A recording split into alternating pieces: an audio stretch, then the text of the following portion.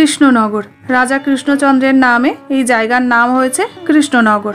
আজকে আমাদের গন্তব্য সেই কৃষ্ণনগরে, যেই কৃষ্ণনগরের মহারাজকে মানুষ মনে রেখেছে গোপাল ভাঁড়ের মহারাজ হিসাবে। এই কৃষ্ণনগরেই অনুষ্ঠিত হয় বারোদোল, আর আমাদের গন্তব্য আজকে সেই বারোদোলের মেলায়। আপনারা চাইলে কৃষ্ণনগর বারোদোলের মেলায় আসতে পারবেন খুবই সহজে। শিয়ালদা থেকে শিয়ালদা কৃষ্ণনগর লোকালে কৃষ্ণনগর স্টেশন, আর সেখান থেকে বাইরে বেরিয়েই 15 টাকা টোটো ভাড়া করে চলে আসুন কৃষ্ণনগর রাজবাড়িতে। আর এই মেলাটা অনুষ্ঠিত হয় রাজবাড়িরই মাঠে।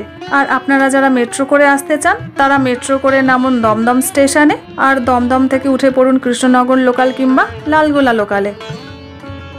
পৌঁছে গেছি আমরা কৃষ্ণনগর স্টেশনে। আমরা 9:35 কৃষ্ণনগর লোকালে উঠে যখন কৃষ্ণনগর স্টেশনে পৌঁছালাম তখন ঘড়িতে বাজে বেলা 12টা। যাবো আবার দিদির বাড়ি, সেখানে একটু রেস্ট নিয়ে চলে যাবো বারোদোলের মেলায়। স্টেশনে নেমে এসকেলেটরে উঠে চলে আসুন স্টেশনের বাইরে, আর বাইরে আসলেই দেখতে পাবেন লাইন দিয়ে টোটো দাঁড়িয়ে আছে। এই কৃষ্ণনগরের নাম কিন্তু আগে কৃষ্ণনগর ছিল না, এই জায়গার নাম ছিল রেউইং।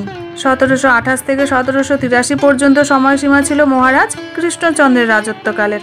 গোড়া হিন্দু বলে খ্যাত রাজা কৃষ্ণচন্দ্র বিধবা বিবাহের বিপক্ষে ছিলেন, তবে রাজা কৃষ্ণচন্দ্রকে মানুষ মনে রেখেছেন গোপাল ভাঁড়ের মহারাজ হিসাবে।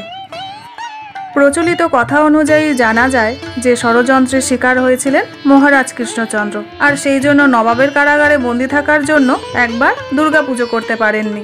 সেই দুঃখ দূর করার জন্য মহারাজ কৃষ্ণচন্দ্র জগদ্ধাত্রী পুজোর প্রচলন করেন।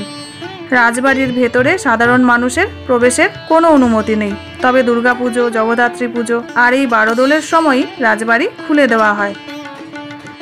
এই হলো রাজা কৃষ্ণচন্দ্রের বাড়ি, আর যার সবার অন্যতম সভাসদ ছিলেন আমাদের সকলের প্রিয় রসিক রাজা গোপাল ভাঁড়।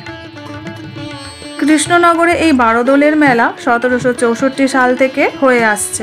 শোনা যায় রাজা কৃষ্ণচন্দ্রের ছোট রানী বীরনগরের এক মেলায় যাওয়ার জন্য রাজার কাছে বায়না করেন, কিন্তু যে কোনো কারণেই হোক রাজা সেই মেলায় রানীকে নিয়ে যেতে পারেননি। তাতে রানীর ভীষণ অভিমান হয়। সেই অভিমান ভাঙাতে রাজা কৃষ্ণচন্দ্র তার সভায় এক রাজসভা ডাকেন।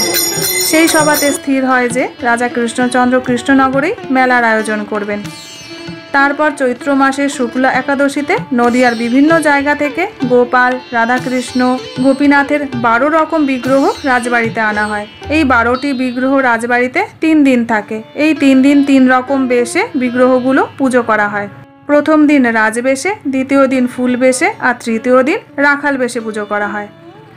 আর এই যে এখন যে বেশটা দেখতে পাচ্ছেন সেটাই হলো রাখাল বেশ। প্রত্যেক বছর বারোদোলের সময় এই 3 দিন রাজবাড়ির অন্দরমহলে প্রবেশ করা যায়, যেখানে রাজার ব্যবহৃত বিভিন্ন রকম জিনিসপত্র, রাজার বংশধরদের ছবি, বিভিন্ন রকমের আসবাবপত্র আর বিশাল বড় বড় সিন্দুক রাজবাড়ির অন্দরমহলে সাজিয়ে রাখা থাকে। তবে এই বছর রাজবাড়ির অন্দরমহল কেন যে খোলেনি সেটা আপনাদের বলতে পারবো না। রাজবাড়ির ঠাকুর দর্শন হয়ে গেছে, এবার আমরা যাচ্ছি বারোদোলের মেলাতে। আজকেই বারোদোলের মেলা শেষ দিন, মানে মেলা শেষ নয়, মেলা চলবে 1 মাস, কিন্তু এই আজকে যে আমরা রাজবাড়ি আসলাম সেই আজকে পর্যন্ত থাকবে। এরপরে কিন্তু ঠাকুর আর থাকবে না, ঠাকুর দিয়ে যাওয়া মেলাটা থাকবে। আমার সঙ্গে আপনারাও মেলাটা নিয়ে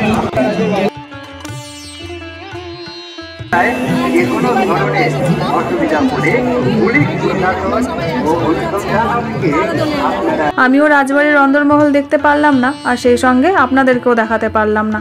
আমার মতন অনেক দর্শনার্থী দূর দূর থেকে এসে ফিরে গেছে। আমরা যেদিন বারোদোলের মেলায় গিয়েছিলাম সেটা ছিল রাজবাড়িতে পুজোর শেষ দিন, তাই দেখতেই পাচ্ছেন বন্ধুরা আজকে কতটা ভিড় হয়েছে। আর এই দিনই পুজোর ভোগ বিতরণ করা হয়। এই মেলায় গেলে আপনারা পেয়ে যাবেন স্পেশাল লস্যি, পাঁশকুড়ার বিখ্যাত চপ, আর কৃষ্ণনগরের বিভিন্ন রকম মাটির পুতুল তো আছেই। এছাড়াও আছে বিগ বাজার, বাজার কলকাতা, আর আছে বিখ্যাত সার্কাস। তাহলে এই কৃষ্ণনগরের বারোদোলের মেলা আপনাদের কেমন লাগলো কমেন্ট সেকশনে আমাকে জানাতে কিন্তু ভুলবেন না। এছাড়াও কৃষ্ণনগরের জগৎ বিখ্যাত মাটির পুতুলের কথা যদি আপনারা জানতে চান সেটাও আমাকে কমেন্ট সেকশনে জানাতে পারেন। ভিডিওটা যদি ভালো লেগে থাকে লাইক, শেয়ার, সাবস্ক্রাইবের অনুরোধ রইল। আবার দেখা হচ্ছে আপনাদের সাথে নতুন একটা এপিসোডে।